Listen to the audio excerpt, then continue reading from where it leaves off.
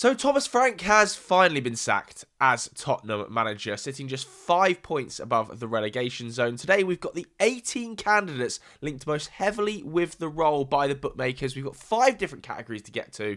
Let's crack on, shall we? Starting with Ruben Amorim, who has been out of a job since leaving Manchester United. For me personally, this would be totally the wrong fit. We shouldn't totally write him off from getting any Premier League job in the future because his ceiling was extremely high at Sporting. We were talking about one of the most highly rated young coaches in European football when he was at Sporting. But I do think his work at Manchester United, the specificity to that formation has gone against him in a lot of Premier League fans' eyes. I don't think Tottenham fans would want to see Ruben Amorim come through the door now, for instance. I also think from Ruben's perspective, it's probably better to go to the continent, go to a club that is going to be slightly more out of the spotlight than a team like Tottenham, rebuild your reputation a little bit, maybe make some tactical tweaks, and then potentially come back to the Prem. Robbie Keane, also heavily linked with the role, obviously former Tottenham Hotspur player. You look at what has happened to Michael Carrick at Manchester United, the success they've had there. He's currently in a role, though, at Ferencváros. He's in a Europa League playoff next week. He's battling out top of the table. I think he's level on points. I was listening to Robbie Keane on TalkSport a couple of months ago where he was saying that the Premier League isn't necessarily his dream destination. And he's very, very happy at Ferencváros when he was speaking with other jobs. So look, I think this would be okay. He's building his reputation as a coach, hasn't got bags full of experience. He's out there in Hungary at the moment doing a really good job, but I don't think this is the guy that is going to immediately come in and right this ship because the ship is drowning. Could Julian Nagelsmann be the guy that comes in and bails some of that water out? This is just totally unrealistic, and this is the difficulty Spurs have got because the position they've left themselves in. You look at the summer managerial pool, we've spoken about it before, it's really deep. You've got post-World Cup gaffers, you've got managers like Silva, Iraola, Glasner, out of contract, but none of these guys are going to want to come in for a 12-game period where Spurs are in a relegation battle, firefighting, and leave what they've currently got. Certainly World Cup managers aren't going to want to do that and abandon a nation. So do you then go for somebody like Robbie Keane in the short term? But why would Robbie Keane want to come in for 12 games, ditch a title race, and then be told in the summer, well, actually, Robbie, you're out and a World Cup manager's coming in? Nagelsmann to Spurs is totally unrealistic. One manager that is available right now is Enzo Maresca. And you would have to say, immediately this is a good option. I know he's got the Chelsea background, but he did a really good job at Chelsea. Think that Champions League spot, multiple trophy winner. Now, obviously, he fell out with the board, and part of the reason for falling out with the board was an apparent communication with Manchester City about replacing Pep Guardiola. So Spurs would be competing with, potentially, Pep Guardiola's exit at Manchester City in Enzo Maresca's mind. However, this is the opportunity to remain in London, get back into a Premier League job immediately. What I also like about Enzo is he definitely lays the law down. You know, he is a real disciplinarian, and I think a lot of those Spurs players need that. For me, there's quite a lot of positives about Enzo Maresca to Spurs. The issue is convincing him to do it.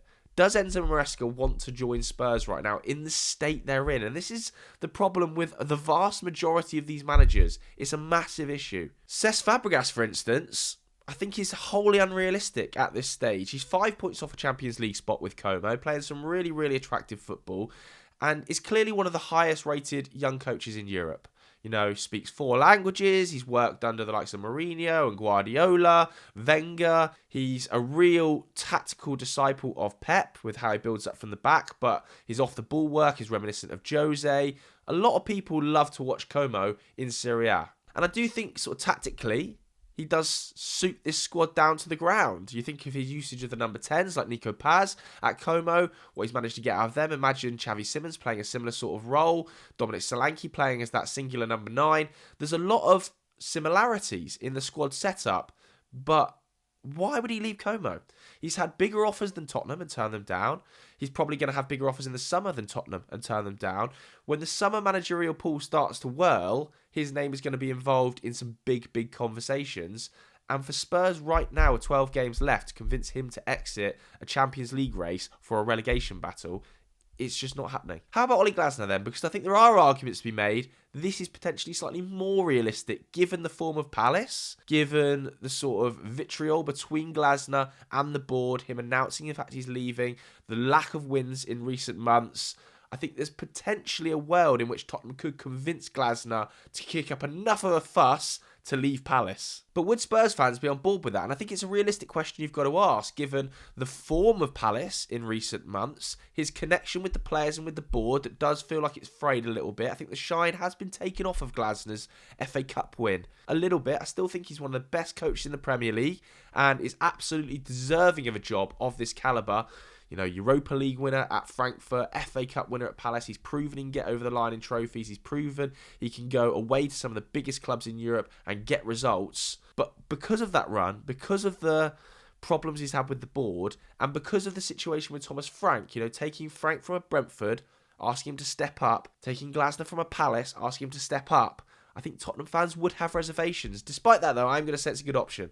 I think there is a chance you could convince him to leave Palace, even with 12 games left. Seb Hernus, I think right now is unrealistic. Continues to do a magnificent job with Stuttgart after taking them over in the relegation spaces, obviously winning a Pokal, getting them into European football. He's got them level on points with Leipzig in 4th. They're in the Europa League playoffs against Celtic, a fixture I definitely expect them to win, and I expect them to challenge quite deep in that competition. Leaving Stuttgart in that position, Champions League challenging, European playing, for a relegation scrap with 12 games, I just don't see it happening right now. So then do you hold off and try and get somebody like Hernus in the summer?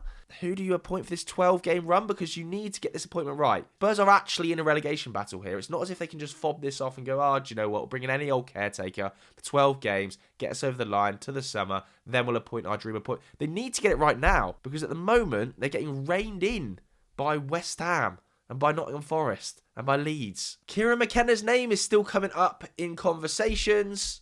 I think this will be okay.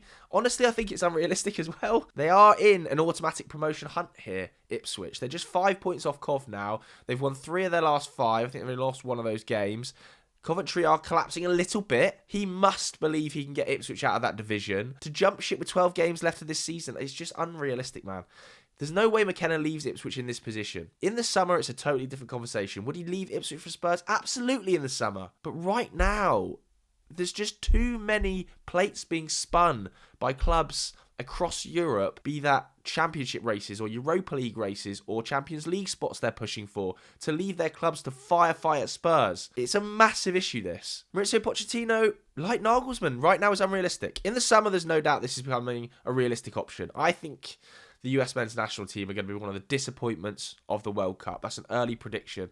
I have not been impressed at all with them under Pochettino. I wouldn't be surprised if they really struggle on their home turf. He leaves the USMNT after the tournament and then becomes sort of Tottenham fans' dream appointment, because the shadow of Poch looms large for any coach. It's kind of a weird situation with Pochettino because he was so successful despite the fact it was such a failure towards the back end, but he had no backing. Everybody seems to think, well, if he had that backing, we could have seen a club icon, a club legend who went on to achieve ridiculous things. That might well have been the case, but I think the old adage rings true: don't go back to your ex. Just because he was successful previously doesn't mean he's going to be successful this time. To get him out of the USMNT now, it's not happening. Pre a home nation World Cup, no chance. To get him out in the summer, yes, maybe. But I think in the summer, there are better options on the table than Poch. Talk about timing. Because at 5 a.m. today, Roberto De Zerbi left Marseille. Now, it doesn't come as a huge surprise. He nearly quit a couple of weeks ago. Marseille are in really poor form. They're actually 4th in Ligue 1 now. Really struggling.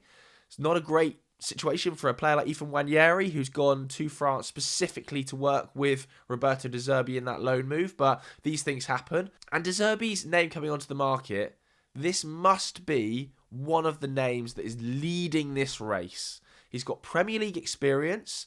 He finished extremely strongly at Brighton. He has played in the Champions League with Marseille. He's very, very headstrong, though, and I think he would clash badly with the board over the recruitment, over the injuries. Even at Brighton, he was clashing with Tony Bloom. He's basically unclashable.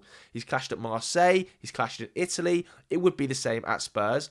But you are getting a tactical genius, somebody who builds up from the back better than pretty much anybody else in Europe. Go and look at what Pep Guardiola had to say about Roberto De Zerbi's build-up schemes. So we are talking about a tactical master, somebody who is a huge personality, somebody who is available right now because he's been sacked by Marseille. He's come into sides like Brighton, who have been in the lower half of the table before and produced massively for them. This so far for me is the ideal candidate. I struggle to see a world in which Spurs aren't looking at Roberto De Zerbi following his sacking. And I even wonder, has his sacking overnight had something to do with Thomas Frank going now? Because there is the gap at the weekend. Obviously, Spurs don't have an FA Cup fixture. The next fixture would be Arsenal. Are Spurs thinking we can move for De Zerbi now? He's just been sacked. Jump on him. Try and get him in the door for the North London derby. He will keep them up, and he is also a long-term option. There's so many positives about De Zerbi. The only drawback is how badly he would clash with the board. But if we're being honest, I think the Spurs board need to be clashed with. They need somebody in there to tell them some home truths. Fabian Hürzeler feels like he's on the rocks a little bit at Brighton. One of the youngest coaches in Europe, of course, and Brighton have been struggling recently. I think this is probably the wrong fit. It would be a big step up to go to Spurs in terms of job stature when you are struggling this badly at Brighton and you are already in a sort of firefighting situation around your own role. To jump ship in that moment wouldn't make much sense for me, and I don't see a world in which Spurs take a risk like that in this situation. Marco Silva, I think, probably would be a good option. In real terms, it's unrealistic to happen now, though, isn't it? I'm going to put in good option just because it's more realistic than these four. You know, Fulham themselves are in the bottom half of the table. They're 12th, but they could push up for a European space this season. It does feel like Europa League and Conference League is going to be a hotly contested spot. And with 12 games of the campaign left, why he would leave Fulham right now doesn't make sense to me. I think he will have good offers in the summer. That merry-go-round in the summer is going to be madness. You can say the exact same for Andoni Iraola. He's broken all of the records at Bournemouth. Even this season, you know, he's got them in the top half of the table. Great result against Everton away last night with massive injury issues, huge amounts of players sold in the summer. They're still playing a very attractive brand of football. I think the fact they went on that 13 or 14 game winner streak, a little bit like Glasner, I think a lot of the shine has been taken off their prior successes last season or at the start of this campaign because of that run of losses. Maybe unfairly, because I do still think Andoni Iraola has the ability to be one of the best coaches in Europe. I've seen him set up for big games and dominate some of the best teams. There's something about Iraola I still think is special. Brendan Rodgers, no, I mean, it's unrealistic and the wrong fit. He's obviously Al Akadzia, I think it is. Now, he's got lots of Premier League experience, but he's probably been paid out of his arse, and why would he come into firefight for 12 games when he's in a cushy role? Xavi Hernandez must be a good option. He would probably be interested in coming to work in the Premier League, but this would be a risk. He hasn't worked in England. He has no experience of the league.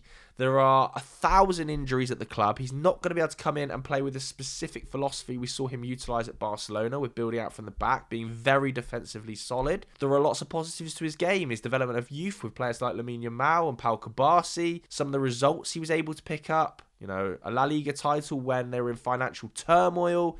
He's got huge upside, but I struggle to see a world in which this isn't a big risk. Edin Terzic has been out of a job since 2024. Again, I think this would be okay as a short-term firefighting appointment. He's worked in the Premier League at least in terms of an assistant manager role at West Ham.